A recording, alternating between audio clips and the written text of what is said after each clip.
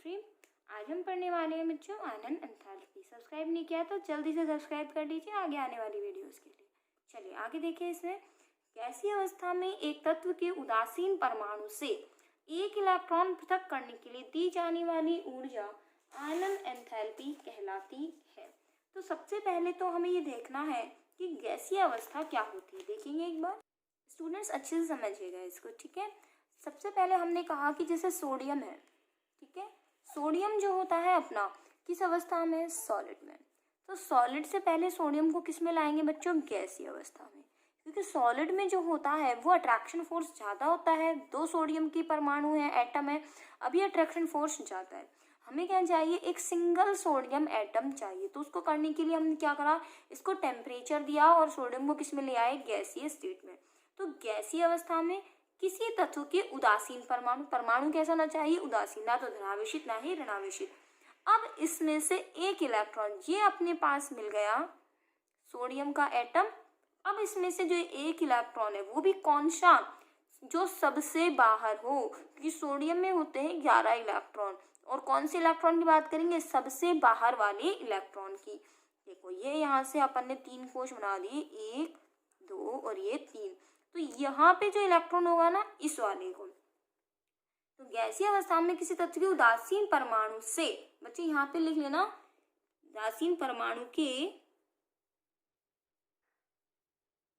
बाह्यतम कोश से एक इलेक्ट्रॉन पृथक करने के लिए दी जाने वाली ऊर्जा। तो सबसे पहली बात तो हमने अवस्था कैसी ले ली, गैसीय, ताकि सबसे कम से कम जिसके अंदर फोर्स हो। फिर कैसा ले लिया, उदासीन परमाणु ले लिया जो सबसे अलग हो, एक एटम ले लिया। अब इसमें से भी अंदर वाला नहीं लिया। क्यों नहीं लिया अंदर वाला, क्योंकि अंदर वाले पर नाभिक का बल ज्यादा होता है, इसको निकालने के लिए ज्यादा एनर्जी चाहिए, इसलिए कौन सा एटम लिया, सबसे इलेक्ट्रॉन लिया सबसे बाहर वाला। अब इसको इलेक्ट्रॉन को निकालना है। इलेक्ट्रॉन निकालने का अर्थ हुआ इस नाभिक के आकर्षण से, नाभिक ने तो इसको आकर्षित करके रखा हुआ है ना, तो इस आकर्षण से इसको बाहर निकालने के लिए, इस इलेक्ट्रॉन को पृथक करने के लिए जो भी एनर्जी लगेगी, जो ऊर्जा लगेगी, उसी ऊर्जा को क्या कहेंगे, आयनन विभव कहेंगे या आयनन एंथैल्पी, इंग्लिश में आयनाइजेशन एंथैल्पी। आयनाइजेशन मतलब उसको आयनित करने के लिए दी गई ऊर्जा, एक इलेक्ट्रॉन निकालने के लिए दी गई ऊर्जा। क्योंकि ऊर्जा दी जाती है इसीलिए इस एनर्जी का मान कैसा होता है, धनात्मक होता है। कैसा धनात्मक होता है, धनात्मक। अब बात आती है, हमें ये तो पता चल गया आयनन एंथैल्पी क्या होती है। अब बात आती है कि आयनन एंथैल्पी ज्यादा होगी या कम। अब मुझे एक चीज बताइएगा बच्चों, एक एटम तो क्या है, छोटा है ना, और एक एटम क्या है बच्चों, बड़ा है, ठीक है, ये अपने पास है। तो इसमें से हमें इलेक्ट्रॉन इसमें से भी निकालना है और इसमें से भी निकालना है। जल्दी किसमें से निकलेगा, वही जहां पर आकर्षण बलों का मान कम होगा, जहां अट्रैक्शन फोर्स कम लग रहे होंगे, जहां ये नाभिक ऐब नहीं कर रहा होगा। अगर मान लो ये नाभिक इसको अपने पकड़ में रखता है, खींच के रखता है, तो इसका मतलब ये इलेक्ट्रॉन बाहर जा ही नहीं पाएगा। लेकिन ये इलेक्ट्रॉन इससे क्या है, नाभिक से दूर है। चलो एक और ले लेते हैं हम, यहाँ इलेक्ट्रॉन है। अब बताओ, ये तो इसी के बगल में बैठा है, पूरा अट्रैक्शन लगाया, ये इससे देखो कितना दूर हो गया। इट मीन्स इन तीनों में से अगर हम कहें तो यहाँ से जल्दी निकलेगा। अर्थात परमाणु त्रिज्या जितनी ज्यादा होगी, आयनन एंथैल्पी उतनी ही कम होगी। भाई ये तो त्रिज्या हो गई, ये त्रिज्या हो गई कि नहीं हो गई, ये वाली त्रिज्या हो गई हमारी, ठीक है। तो ये जितनी ज्यादा कम होगी उतना ही इलेक्ट्रॉन देर से निकलेगा।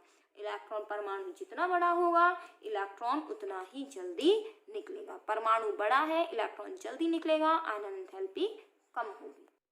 परमाणु जितना बड़ा होगा, इलेक्ट्रॉन उतना ही जल्दी निकलेगा, आयनन एंथैल्पी उतनी ही क्या होगी, वहां से उसकी कम होगी। ओके स्टूडेंट्स, चलिए यहाँ से दूसरी बात, यहाँ से इसका मात्रा किस में होता है, देखिए यहाँ से। अब इसको जो ऊर्जा दी जाती है, मात्रा किस में होता है इस ऊर्जा का, वो होता है यहाँ से स्टूडेंट्स अपना किलो कैलोरी प्रति मोल हो सकता है। किलो कैलोरी को लिखते हैं Cl प्रति मोल, मतलब इस तरह से, या इस ऊर्जा को कहते हैं किलो जूल प्रति मोल, या इसको कह सकते हैं हम इलेक्ट्रॉन वोल्ट प्रति मोल। इस ऊर्जा का मात्रक है, ठीक है। अब इसके बाद हम बात करते हैं, ये तो हमें पता चल गया, अगर उदासीन परमाणु से पहला इलेक्ट्रॉन पृथक किया जा रहा है, ठीक है। अब उस उदासीन परमाणु को हम किससे रिप्रेजेंट कर रहे हैं बच्चों? मेटल से कर रहे हैं अपन, क्योंकि मेटल आप जानते हो इलेक्ट्रॉन त्यागती है। मेटल मतलब धातु, ये धातु है अपनी, इससे हमने रिप्रेजेंट कर दिया, इसको लिख दिया हमने गैस। कैसे लिख दिया? गैस। इसको क्या दी हमने बच्चों? ऊर्जा। इसको ऊर्जा दी तो क्या हो गया? यहाँ से इलेक्ट्रॉन निकलेगा तो प्लस लगा दिया, पहला इलेक्ट्रॉन निकला तो क्या लगा दिया? एक। क्या निकल गया? इलेक्ट्रॉन। तो पहला इलेक्ट्रॉन निकालने के लिए दी गई ऊर्जा क्या कहलाएगी? प्रथम आयनन एंथैल्पी। क्या कहलाएगी बच्चों? प्रथम आयनन एंथैल्पी। ठीक है। अब इसी में से दूसरा इलेक्ट्रॉन निकालना है, m+1। m का मतलब क्या है? मेटल। मेटल मतलब धातु। धातु हमेशा इलेक्ट्रॉन त्यागती है, इसीलिए धातु लिख दिया। इसको फिर से ऊर्जा दी, क्या होगा? एक इलेक्ट्रॉन और निकलेगा तो 2 लग गया, +2 इलेक्ट्रॉन बाहर निकल गया। इसको हमने क्या लिख दिया? द्वितीय आयनन एंथैल्पी। ठीक है। तीसरा इलेक्ट्रॉन निकालोगे अगर m+2 से निकालोगे, इसी में से तो निकालोगे। अगर एक और इलेक्ट्रॉन निकालना है तो ऊर्जा दोगे, अर्थात m+3 इलेक्ट्रॉन फिर से बाहर। ये कौन सी होगी अपने पास? तृतीय आयनन एंथैल्पी। आयनन एंथैल्पी को रिप्रेजेंट किया जाता है बच्चों IE से। किससे रिप्रेजेंट करते हैं बच्चों? IE से। तो ये वाला जो होगा वो होगा IE1, ठीक है। ये होगा अपना IE2 और ये होगा बच्चों अपना IE3, अर्थात ionization enthalpy first, ionization enthalpy second, ionization enthalpy third. Clear हुआ आपको? अब हमें बात आती है कि प्रथम आयनन एंथैल्पी IE1, द्वितीय आयनन एंथैल्पी IE2, तृतीय आयनन एंथैल्पी IE3। तीनों में से सबसे ज्यादा ऊर्जा किसको देनी होगी? तो आपको मैं थोड़ा सा याद दिला दूं कि हमेशा धनायन की त्रिज्या कम होती है और परमाणु की ज्यादा होती है, अर्थात हमेशा आयन छोटा होता है। तो बच्चों आपको पिछला वाला, एक बार पिछला हमने जो वीडियो पढ़ा था उसी का ध्यान देंगे। देखिए बच्चों, ये अपने पास है m+1, फिर है m+2, फिर है m+3। इट मीन्स ये अपने पास धनायन, ये अगर धनायन होगा तो और छोटा हो गया, ये अगर धनायन होगा तो ये और छोटा हो गया, अर्थात इलेक्ट्रॉन निकलता जाएगा, धनायन छोटा होता जाएगा। क्यों होता जाएगा? क्योंकि ये नाभिक जो है, अगर ये मेटल अपने पास कौन सी थी? एल्यूमिनियम थी। मान लीजिए क्या थी? एल्यूमिनियम में कितने इलेक्ट्रॉन होते हैं? 13। ठीक है। तो मान लीजिए ये अपन ने इलेक्ट्रॉन ले लिया अपने पास, ये मेटल थी, 13 इलेक्ट्रॉन और 13 ही क्या थे? प्रोटॉन। ठीक है। अगर यहाँ से इलेक्ट्रॉन निकला तो ये 12 इलेक्ट्रॉन रह गए, 13 प्रोटॉन। यहाँ से इलेक्ट्रॉन निकला 11 इलेक्ट्रॉन, 13 प्रोटॉन, 10 इलेक्ट्रॉन, 13 प्रोटॉन। इसका मतलब नाभिक में तो 13 ही प्रोटॉन बैठे हैं। खींचेगा अपनी ओर, यहाँ कितने प्रोटॉन है? 13। इलेक्ट्रॉन कितने? मात्र 11। फटाफट खींचेगा और जल्दी खींचेगा, और एक इलेक्ट्रॉन कम हो गया, 13 प्रोटॉन और ज्यादा खींचेगा। जितना ज्यादा खींचेगा त्रिज्या उतनी छोटी होती जाएगी। तो ये सबसे छोटा हुआ, और जो जितना छोटा होगा, एक तो परमाणु, वही बात, एक तो ये है और एक ये है, वही चीज, ये तो और छोटा हो गया है ना, ये वाला तो और छोटा हो गया, और ये बड़ा है। तो इनमें से पहले इलेक्ट्रॉन किसमें से निकलेगा? आप कहोगे मैडम बड़े से निकलेगा, कि बड़ा वाला क्या है? दूर है। बड़ा वाला क्या है? दूर है, तो जल्दी से निकल जाएगा। ठीक है ना? समझ में आ गई आपको ये बात कि अगर कोई दूर है और उस पर आकर्षण नहीं होगा तो उसका मतलब ये दूर है तो इस पर ज्यादा आकर्षण नहीं है, तो आसानी से निकाल सकते हैं। ये वाला पास है, ज्यादा आकर्षण है, तो आसानी से नहीं निकलेगा। तो सीधी सी बात हो गई कि पहला इलेक्ट्रॉन निकलते समय इलेक्ट्रॉन जो है वो परमाणु से निकालना होता है, बाद में धनायन से निकालना होता है।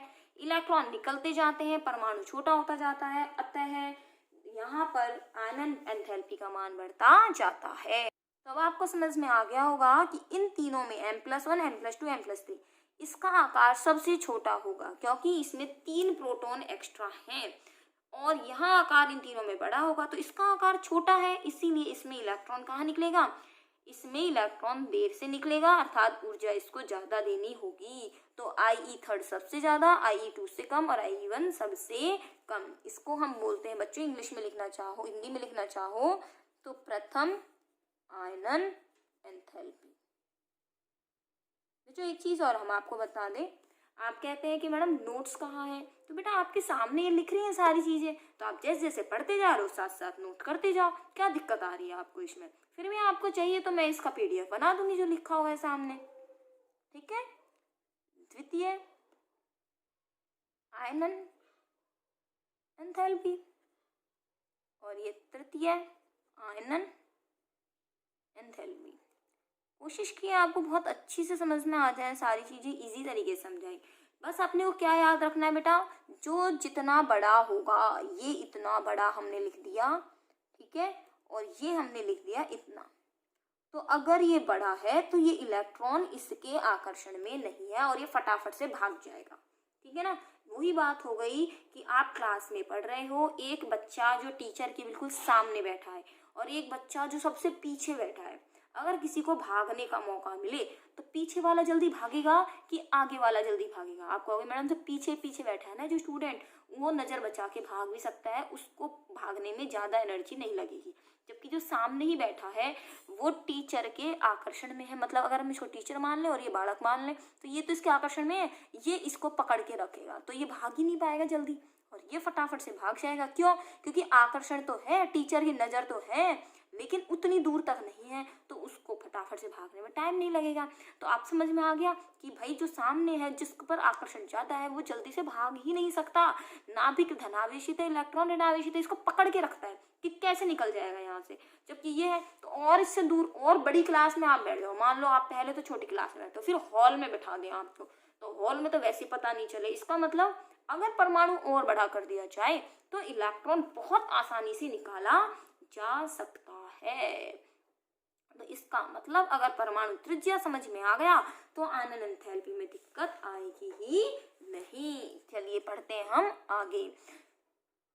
चलो बेटा अपन वापस से परमाणु त्रिज्या पे आ गए। ये त्रिज्या में वर्ग की बात हो रही है, इट मीन्स वर्ग मतलब ऊपर से नीचे।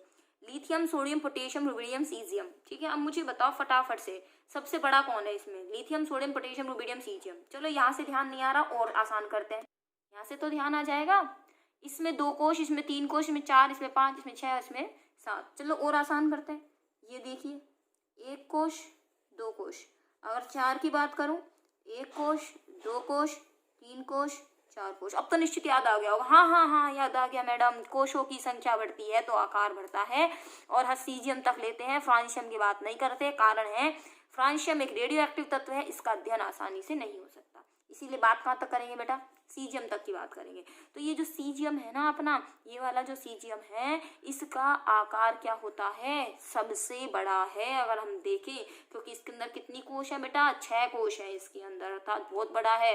और परमाणु त्रिज्या जिसकी बड़ी होती है, इलेक्ट्रॉन आसानी से निकल जाता है। तो सीजियम में से इलेक्ट्रॉन क्या होता है? आसानी से निकल जाता है। जबकि लिथियम छोटा होता है, इसमें आसानी से निकल पाता है। तो ऊपर से नीचे जाने पर कोशों की संख्या बढ़ती है, परमाणु त्रिज्या बढ़ती है, जिसके कारण आयनन एंथैल्पी घटने लगती है। तो वर्ग में ऊपर से नीचे आने पर परमाणु त्रिज्या बढ़ती है, अतः आयनन एंथैल्पी घटती है, क्योंकि त्रिज्या बड़ी होगी, इलेक्ट्रॉन आसानी से निकाला जा सकता है। तो वर्ग में समझ में आ गया प्रभाव। आवर्त में परमाणु त्रिज्या समझ में आ गया बेटा, सारा समझ आ जाएगा आपको, है ना। अब आवर्त में क्या होता है? Lithium, beryllium, boron, carbon, nitrogen, oxygen और आगे क्या आ जाएगा बच्चों? फ्लोरीन। बाएं से दाएं जाने पर त्रिज्या घटती है। याद आ रहा होगा कुछ? अगर पहले का याद आ गया हो तो बेटा बता देना मुझे कमेंट्स में। देखो और मैं आपको याद दिला देती हूँ पहले का। ये देखो ऐसा था अपना 2 1 2 2 2 3 बच्चों, 2 ही कोश थे सब में। मैंने आपसे कहा था इलेक्ट्रॉन खींचेगा अपनी और नाभिक, तो इसकी त्रिज्या क्या होने लगेगी? छोटी होने लगेगी। याद आ गया होगा, पिछली वीडियो में समझाया था आपको। त्रिज्या क्या होने लगेगी? छोटी होने लगेगी। अगर त्रिज्या छोटी होने लगेगी अर्थात नाभिक का आकर्षण बढ़ेगा, तो सीधी सी बात है, अगर लास्ट वाला परमाणु फ्लोरीन जो है, इन सब में सबसे छोटा आकार किसका है? फ्लोरीन का है। फ्लोरीन का आकार छोटा है, इसका मतलब क्या होगा? इसकी त्रिज्या छोटी है, तो इसको इलेक्ट्रॉन निकालने में परेशानी आएगी, ये जल्दी से इलेक्ट्रॉन नहीं निकाल पाएगा। तो अब आपको आवर्त का समझ में आ गया होगा। आवर्त का प्रभाव क्या कहता है? बाएं से दाएं जाने पर त्रिज्या घटती है, अतः आयनन एंथैल्पी बढ़ती है। ऊपर से नीचे आने पर कोशों की संख्या बढ़ती है, त्रिज्या बढ़ती है, अतः आयनन एंथैल्पी घटती है। देखिए स्टूडेंट्स, परमाणु त्रिज्या आयनन एंथैल्पी प्रभावित करने का कारक कौन सा है? पहला परमाणु त्रिज्या। त्रिज्या अर्थात त्रिज्या बड़ी होगी, आकार बड़ा होगा, तो हम लिख सकते हैं परमाणु आकार बढ़ने पर आयनन एंथैल्पी घटती है। आयनन एंथैल्पी घटती है। ओके, चलिए दूसरा देखें हम यहाँ से। दूसरा हम कह सकते हैं प्रभावी नाभिकीय आवेश। प्रभावी नाभिकीय आवेश क्या करेगा बच्चों? अर्थात प्रभावी नाभिकीय आवेश का मतलब क्या है? नाभिक द्वारा लगने वाला आकर्षण बल। नाभिक जितना बाह्यतम कोश पे इलेक्ट्रॉन पर आकर्षण बल लगाता है, बता दिया था ये बीच का नाभिक है, ये इस पर जितना आकर्षण लगाएगा वही क्या होगा? नाभिकीय आवेश अर्थात नाभिकीय आकर्षण बल। ये बड़ा होगा तो त्रिज्या घटेगी, त्रिज्या घटेगी तो इसका मतलब क्या होगा? त्रिज्या घटने से क्या होगा बच्चों? आनन ऊर्जा ज्यादा देनी होगी, तो इसके बढ़ने पर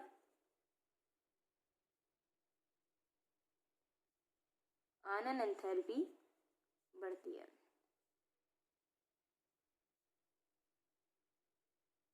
आप इसको समानुपाती भी लिख सकते हैं, प्रभावी नाभिकीय आवेश समानुपाती आनन एंथैल्पी। तीसरा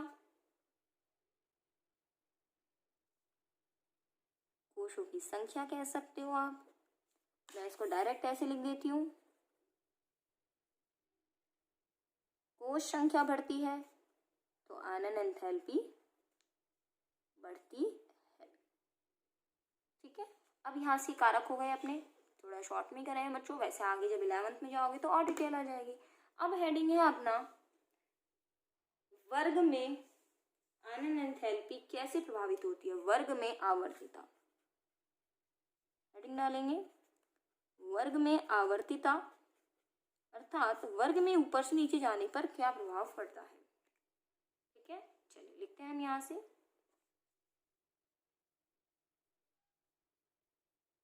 वर्ग में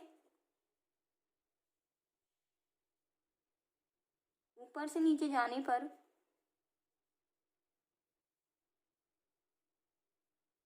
कोश संख्या बढ़ती है, अतः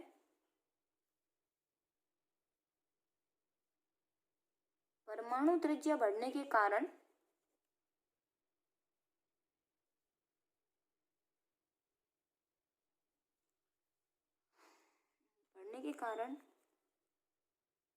आनन एंथैल्पी घटती है। ठीक है, तो हम यहाँ से आपको बता दें सबसे कम आनन एंथैल्पी होती है सीजियम की। नोट कर लीजिएगा सीजियम, क्योंकि सबसे नीचे आता है ना। अभी दिखाया था पहले वर्ग में, हेलिना का रिबन किसने फाड़ा, लीना का रिबन किसने फाड़ा, लिखवाया था ना। अभी सीजियम की आनन एंथैल्पी सबसे कम होती है। ठीक है स्टूडेंट्स, यहाँ से देखिए बच्चों, आवर्त में क्या होता है? बाएं जाने पर परमाणु आकार घटता है, वो तो बता दिया मैंने, क्योंकि समान कोश में इलेक्ट्रॉन जाते हैं तो तुरंत खींचता है अपनी ओर नाभिक। जब क्योंकि प्रभावी नाभिकीय आवेश इफेक्टिव न्यूक्लियर चार्ज बढ़ने लगता है, इलेक्ट्रॉन अपनी वो नाभिक अपनी ओर खींचता है, जिससे आनन एंथैल्पी बढ़ती है। क्योंकि आकार बाएं जाने पर परमाणु आकार घटने लिख दिया मैंने, गलती लिख दिया, सॉरी, बढ़ने लगता है क्योंकि प्रभावी नाभिकीय आवेश बढ़ता है। ठीक है स्टूडेंट्स, यहाँ से अगर अपन इसकी बात करें BCNOF, ठीक है, तो यहाँ पे सबसे ज्यादा जो अपने पास आंसर आएगा यहाँ से वो आएगा अपना आयनन एंथैल्पी का बच्चों, फ्लोरीन आएगा। सबसे ज्यादा कौन आएगा बच्चों? फ्लोरीन आएगा। फिर कौन आएगा? ऑक्सीजन। एक सेकेंड बच्चों, यहाँ से हम आपको इस चीज का नहीं बताएंगे क्योंकि इसमें थोड़ा सा इलेक्ट्रॉनिक विन्यास का अंतर पड़ेगा जो आप 11th क्लास में सीखेंगे। हम इतना कह सकते हैं कि जो दूसरा आवर्त है उसमें सबसे ज्यादा जो आयनन एंथैल्पी होती है वो फ्लोरीन की होती है। फ्लोरीन की आयनन एंथैल्पी दूसरे आवर्त में, सेकंड आवर्त में सर्वाधिक है। आवर्त में सर्वाधिक है। मैं यहाँ से इसलिए रुक गई क्योंकि यहाँ से जो कंसेप्ट है आगे का वो 11th क्लास का, हायर क्लास का है। फ्लोरीन के बाद यहाँ पे जो अपने पास नंबर आता है वो नाइट्रोजन का आता है, फिर ऑक्सीजन आता है, फिर अपना बोरोन आता है, फिर कार्बन आता है। ठीक है, तो यहाँ पे थोड़ा सा अपना मिस्टेक है अलग। तो मिस्टेक तो क्या, वैसे थोड़ा कंसेप्ट जो है वो आगे की क्लास का है, तो अभी हम यहीं पर रोकेंगे इसको, है ना। अब बस इतना याद कर लीजिए, आवर्त में बाहर से जाने पर परमाणु आकार बढ़ता है, अतः प्रभावी नाभिक आवेश बढ़ता है और आयनन एंथैल्पी घटती है। ठीक है, तो यहाँ से ये वाला जो अपने पास आयनन एंथैल्पी का टॉपिक का बच्चों पूरा हुआ। नेक्स्ट टॉपिक है अपना इलेक्ट्रॉन लब्धि एंथैल्पी। चलिए देखते हैं क्या है स्टूडेंट्स। अपना नेक्स्ट थर्ड टॉपिक है आयनन एंथैल्पी के बाद थर्ड टॉपिक है अपना इलेक्ट्रॉन गेन एंथैल्पी। क्या होती है इलेक्ट्रॉन लब्धि एंथैल्पी? इलेक्ट्रॉन गेन एंथैल्पी को हम एक वर्ड और कहते हैं जिसका नाम है अपना इलेक्ट्रॉन बंधुता। इंग्लिश में क्या कहेंगे इसको? इंग्लिश में कहते हैं इलेक्ट्रॉन एफिनिटी। इलेक्ट्रॉन एफिनिटी, हालांकि दोनों का मतलब एक ही है लेकिन थोड़ा सा डिफरेंस है, दोनों का मतलब बता देती हूँ। इलेक्ट्रॉन लब्धि एंथैल्पी का मतलब है किसी उदासीन परमाणु में, कोई भी परमाणु है उसमें एक इलेक्ट्रॉन जोड़ने पर निकलने वाली ऊर्जा। देखेंगे बच्चों, ये अपना परमाणु है, इसमें यदि एक इलेक्ट्रॉन जोड़ दिया जाए तो इलेक्ट्रॉन जोड़ दिया तो क्या होगा, यहाँ से इलेक्ट्रॉन जुड़ गया, ये अपना मतलब तत्व है अपना, तो ये क्या बन जाएगा, ऋणायन बन जाएगा। तो इस इलेक्ट्रॉन को इसमें जोड़ने पर जितनी ऊर्जा बाहर निकलती है वही ऊर्जा कहलाती है इलेक्ट्रॉन लब्धि एंथैल्पी। ठीक है, और इलेक्ट्रॉन बंधुता का वैसे मतलब क्या होता है कि कोई तत्व अपने में कितना इलेक्ट्रॉन जोड़ने की कैपेसिटी रखता है कि कौन तत्व अपने में जल्दी इलेक्ट्रॉन जोड़ेगा। बात बता दें आपको बच्चों, आयनन एंथैल्पी मेन होती है धातुओं की और इलेक्ट्रॉन लब्धि एंथैल्पी मेन होती है अधातुओं की, क्योंकि अधातु इलेक्ट्रॉन ग्रहण करती हैं और धातु इलेक्ट्रॉन त्यागती है। तो यहाँ से इलेक्ट्रॉन आयनन एंथैल्पी और इलेक्ट्रॉन लब्धि एंथैल्पी में क्या अंतर है? आयनन एंथैल्पी इलेक्ट्रॉन त्यागते हैं तो ऊर्जा देनी पड़ती है, इलेक्ट्रॉन यहाँ जुड़ता है तो इलेक्ट्रॉन यहाँ से ऊर्जा बाहर निकलती है। ठीक है, तो यहाँ से हम कह सकते हैं कि किसी तत्व के उदासीन परमाणु में एक इलेक्ट्रॉन जोड़ने पर निकलने वाली ऊर्जा इलेक्ट्रॉन लब्धि एंथैल्पी कहलाती है। देख लेते हैं बच्चों, यहाँ से अपन क्या लिखेंगे कि वही किस में जोड़ेंगे बच्चों, गैसीय अवस्था में, क्योंकि इसमें ज्यादा हमें समय नहीं लगता और इसमें काम आसानी से होता है, हमेशा गैसीय अवस्था में काम होगा। गैसीय अवस्था में एक तत्व के उदासीन परमाणु, एक तत्व के उदासीन परमाणु के कौन से कोश में जोड़ोगे, बाह्यतम कोश में, अंदर वाले कोश में थोड़ी जोड़ेंगे, बाहर के कोश में, कि बाह्यतम कोश में एक इलेक्ट्रॉन जोड़ने पर निकलने वाली ऊर्जा इलेक्ट्रॉन लब्धि एंथैल्पी कहलाती है।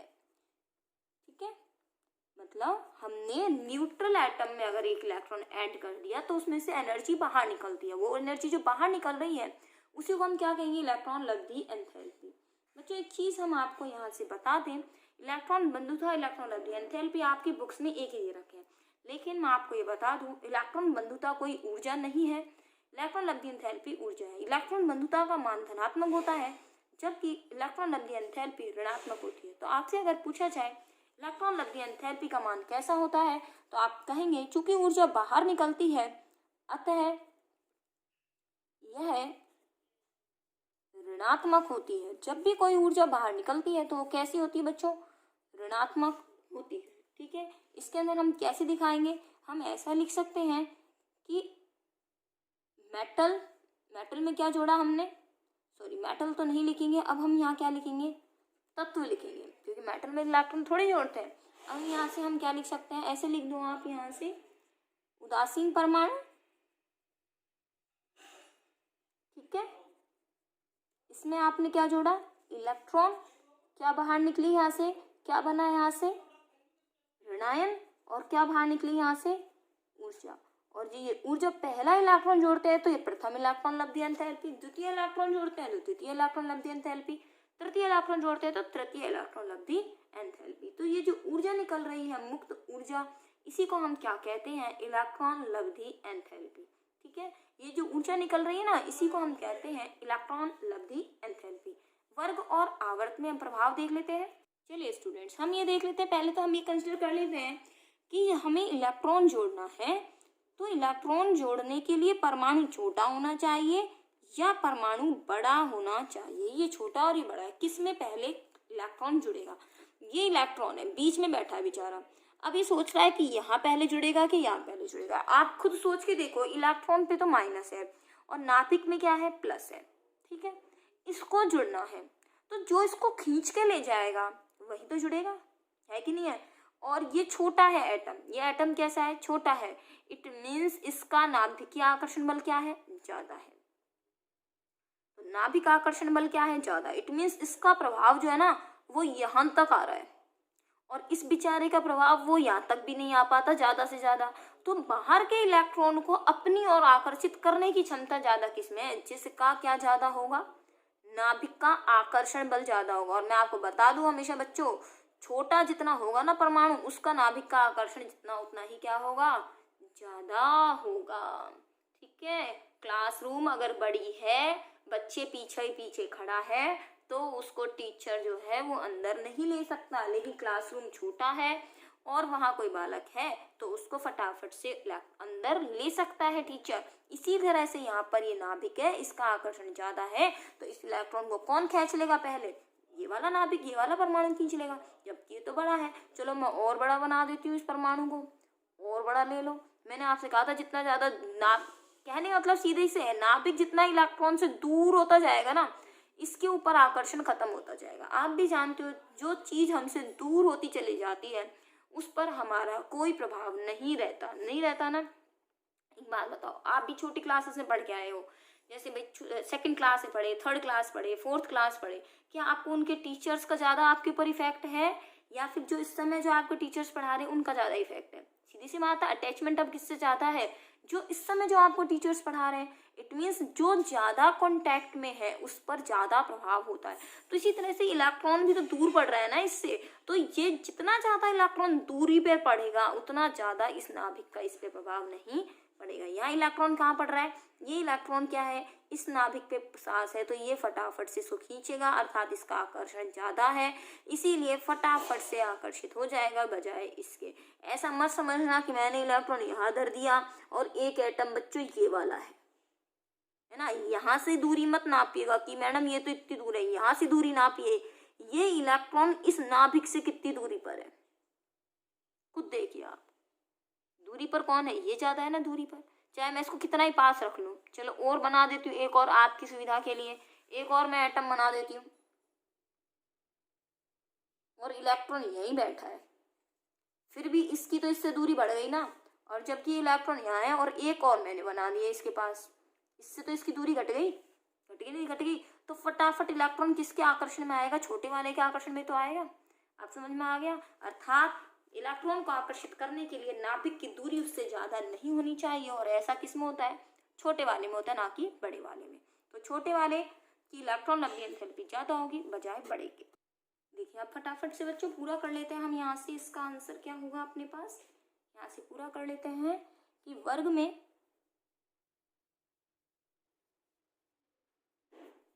ऊपर से नीचे जाने पर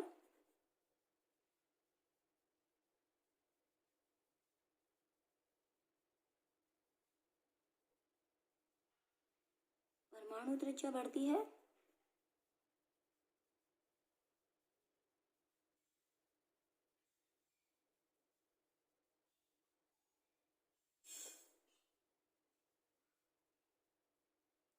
नाभिक का आकर्षण घटता है, और इलेक्ट्रॉन लब्धि एंथैल्पी बढ़ती है। क्लियर हो गया बच्चों आपको यहाँ से ये वाली चीज? तो ये क्लियर हो गई, ऊपर से नीचे जाने पर क्या हो रहा है यहाँ से। अब हम आवर्त में देख लेते हैं इसका प्रभाव बच्चों। ग्रुप मतलब वर्ग मतलब क्या है बच्चों? ग्रुप। आवर्त मतलब क्या है? पीरियड, मतलब बाएं से दाएं की बात हो रही है। क्या लिखेंगे?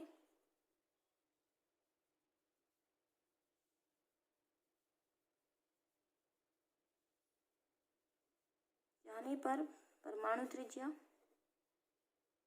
घटती है।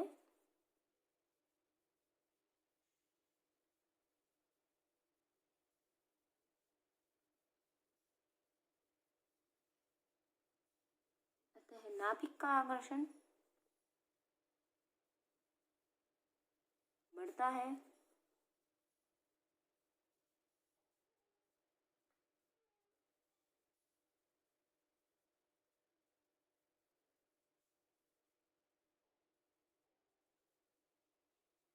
एक सेकंड बच्चों, यहाँ पर मैंने लिख दिया इलेक्ट्रॉन लब्धि एंथैल्पी घटती है, यहाँ पर ना, यहाँ पे बढ़ती। ठीक है, अब इसके अंदर हम बात करें कि इलेक्ट्रॉन लब्धि एंथैल्पी किसकी ज़्यादा होगी, तो मैं यहीं से आपको बता दूं बच्चों, बहुत अच्छा क्वेश्चन है, कंपटीशन के लिए भी वैसे भी बहुत अच्छा क्वेश्चन है कि आवर्त सारणी में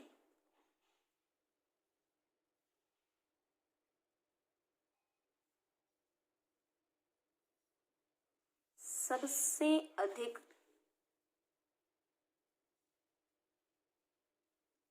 इलेक्ट्रॉन बंधुता, रट लीजिएगा बच्चों, बहुत अच्छा क्वेश्चन है, आगे तक भी चलता है ये, कोई कंपटीशन दोगे ना तब भी चलेगा ये क्वेश्चन, एग्जाम की दृष्टि से तो है ही है। क्लोरीन की होती है, किसकी होती है, क्लोरीन की होती है। ठीक है, सबसे जल्दी जो इलेक्ट्रॉन ग्रहण करता है पूरी आवर्त सारणी में इलेक्ट्रॉन लब्धि एंथैल्पी होती है, वो किसकी होती है, क्लोरीन की होती है, सबसे ज्यादा ऊर्जा अपने पास से निकालता है। ठीक है, इसको प्रभावित करने वाले कारक कौन कौन से हैं वो देख लेते हैं। इलेक्ट्रॉन लब्धि एंथैल्पी प्रभावित करने वाले कारक,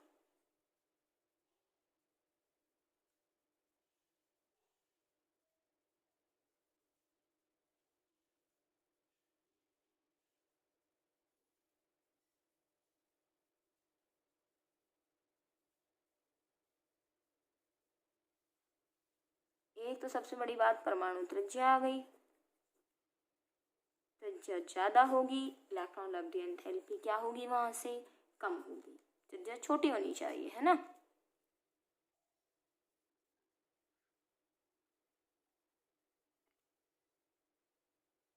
दोनों एक दूसरे के उल्टे हैं, अगर ये त्रिज्या ज्यादा होती है तो इलेक्ट्रॉन लब्धि एंथैल्पी क्या होगी, कम होगी, है ना, कम निकलेगी। त्रिज्या बड़ी है तो मतलब ऊर्जा कम निकलेगी, इलेक्ट्रॉन जल्दी से नहीं जुड़ पाएगा। आवेश ज्यादा है इलेक्ट्रॉन तो जल्दी से इलेक्ट्रॉन को खींच लेगा, अगर नाभिक की आवेश ज्यादा है तो इलेक्ट्रॉन को जल्दी खींचेगा तो ऊर्जा अधिक मुक्त होगी। ठीक है, तो यहाँ से ये कंप्लीट हो जाता है बच्चों अपना। इसके बाद अपन नेक्स्ट वीडियो में पढ़ेंगे बच्चों इलेक्ट्रॉन नेगेटिविटी, विद्युत ऋणता। तब तक के लिए आपसे विदा चाहूँगी बच्चों, धन्यवाद, हमारे साथ जुड़े रहिए। 12th की क्लासेस भी इसी चैनल पे चल रही हैं बच्चों, आप चाहें तो अपने भाई बहनों को आगे शेयर कर सकते हैं। 12th केमिस्ट्री क्लासेस भी इसी पर ही स्टार्ट है। ठीक है, प्रभावी नाभिक क्या